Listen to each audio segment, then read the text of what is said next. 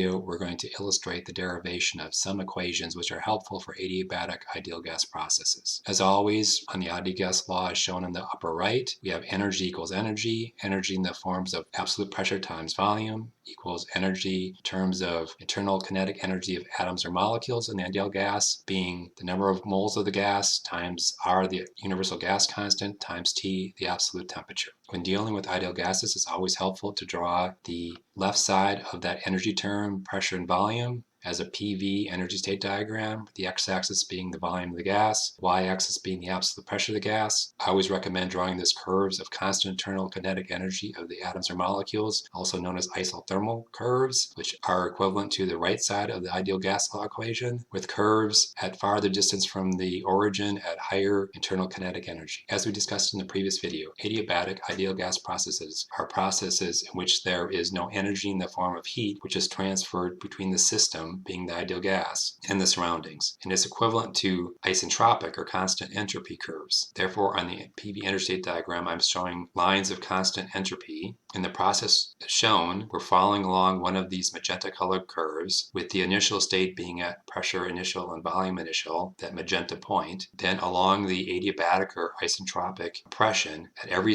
intermediate state between the initial state and the final state, shown as volume final and pressure final, follows this magenta curve up to the final magenta point at volume final, pressure final. As we also discussed in the previous video, for adiabatic ideal gas processes where there is no energy transfer in terms of heat between the system and surroundings, the Q in term equals 0. Therefore, the energy balance equation turns out to be that the work out equals minus the change in the internal kinetic energy of the atoms or molecules. I have therefore shown this equation with a magenta boundary showing that it's adiabatic. So this equation is only true for adiabatic equations. It would not be true for isothermal or isochoric or any other process. Only true if I'm following at every intermediate state between the initial state and the final state along this constant entropy magenta curve. For the rest of this video, only equations which are true only for adiabatic or isentropic processes will be outlined in this magenta color. Since for any ideal gas process, change in U, or the change in internal kinetic energy, always equals N, the number of moles, times C sub V, the molar specific heat at constant volume, times the delta T. So therefore, we can use that equation to represent delta U. The energy in terms of work out of the system for this adiabatic process is shown as the gray area under the pressure curve for this isentropic process. Therefore, for a small change in volume dV, the d work out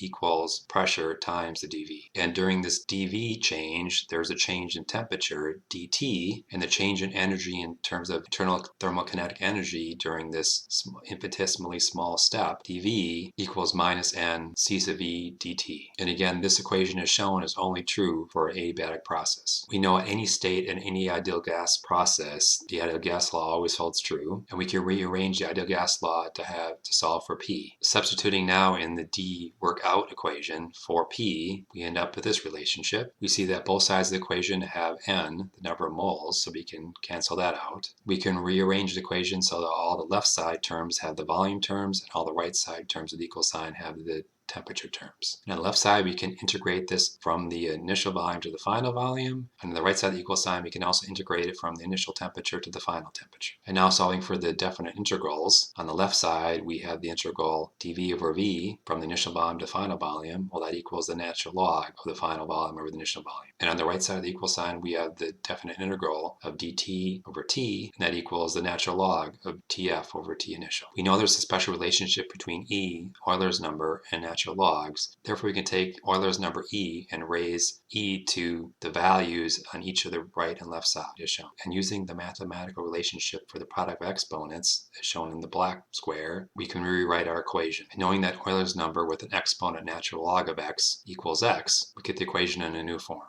And on the left side of the equal sign, we see we have volume raised to a negative exponent, and therefore we can rearrange the volume to have a positive exponent. We can then rearrange the terms to get all the terms in the numerator, and we can see that the exponent is R over C sub V, or the universal gas constant, over the molar specific heat at constant volume. We can rewrite that exponent in terms of other variables. And as shown in the black box, because it's true for any ideal gas, the molar specific heat at constant pressure equals the molar specific heat at constant volume, C sub V, plus R, the universal gas constant. Therefore, I can solve for R and then divide R by C sub V to show that R over C sub V is equivalent to the ratio of specific heats gamma minus 1, where the ratio of specific heat equals the molar specific heat at constant pressure, C sub P, over molar specific heat at constant volume, C sub V, which is also equivalent to the ratio of the mass specific heat at constant pressure over the mass specific heat at constant volume. Therefore, for substituting in the ratio of specific heats gamma minus 1 for R over C sub V, I'm showing a relationship which is true for any adiabatic only ideal gas process at any intermediate state between the final and initial pressure in terms of temperature, volume, and the ratio of specific heat. The ideal gas law relates temperature, pressure, volume. Using the ideal gas law, which is true at any state, therefore shown in the black box, we can represent the absolute temperature at any state as a function of the absolute pressure, the absolute volume, the number of moles, and the universal gas constant. I can therefore take my dark magenta color box and substitute in for temperature. We see that in both sides of the equation, the denominator has N, the number of moles, and R, the universal gas constant. We can cancel those out, and we arrive at this equation. We can simplify the exponent of the volume term, and we now have an equation which is true for adiabatic processes only, which relates the absolute pressure at any state and the volume at any state. And it shows that the absolute pressure at any state times the volume raised to this ratio of specific heat is going to be constant, only along that magenta curve for adiabatic isentropic processes only. And we must remember that these bold ideal gas processes are shown are process equations. What would be similar gas process equations for other things, such as isothermal?